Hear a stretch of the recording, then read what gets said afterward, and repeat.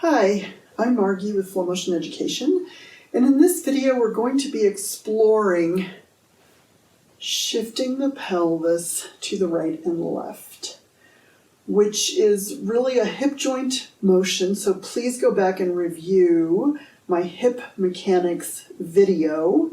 And this motion, having this motion available of moving your hip joints, what we call abduction and adduction, but it's just a fancy way of saying I want you to understand that this is where the movement that I'm doing is coming from. So I highly recommend doing this one in front of a mirror. And what you're going to do is imagine that I want your pelvis to stay fairly level. The temptation is to unlevel it, or the other temptation is to go into a rotational plane. So I'm going to have you imagine there's a pane of glass in front of you and one behind you, and you can't rotate or you're going to hit that pane of glass. And all I want you to do, you're going to keep your head upright. So I want you to imagine that you have a dot on your chin and one on the middle of your forehead, and the dot on the middle of your forehead needs to stay above the dot on your chin. Just to remind you, so you don't think I'm just totally crazy having you do these exercises with your head upright when it kind of feels more natural to do this. I'm just going to remind you these are gait-based exercises. We don't walk down the street like this or like this. Everything in your body organizes around a still head when we're locomoting. So this is mimicking that. You're going to take your pelvis, and I just want you to think of getting your pelvis to go as far in that direction as you possibly can, keeping the dot on your forehead, in the middle of your forehead, above the dot in the middle of your chin. These are imaginary dots. I didn't actually put them on me. And then you're going to send your pelvis as far in the other direction as you can. I didn't point out, but I am standing in a wider stance than I normally would, so my feet are actually wider than my pelvis at this point.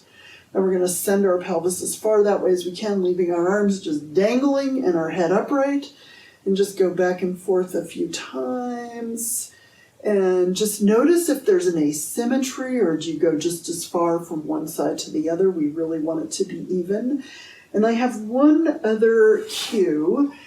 Because it's so tempting when you get to your end range to then rotate, pretty much everybody does that, common cheat, is I'm going to have you do it at first with your back against the wall, the exact same exercise, but your butt cheeks both will stay in contact with the wall, because if you were to rotate, one of them would come off the wall. So you're going to do this, slide your pelvis back and forth with your arms just dangling and your head actually upright.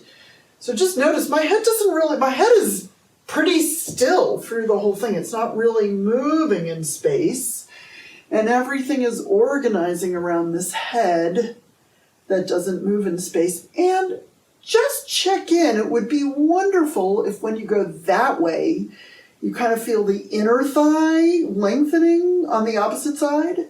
So just see if you can feel your inner thigh lengthening, or some tension there, whatever you want to call it.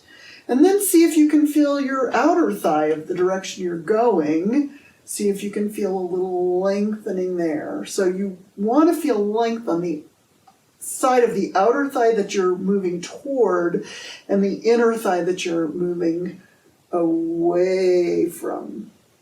And if you don't feel the length on one side or the other, play with shifting your weight. Like if you don't feel the outside, play with getting a little more weight on that foot, or more weight on the other foot. Just see what works for you.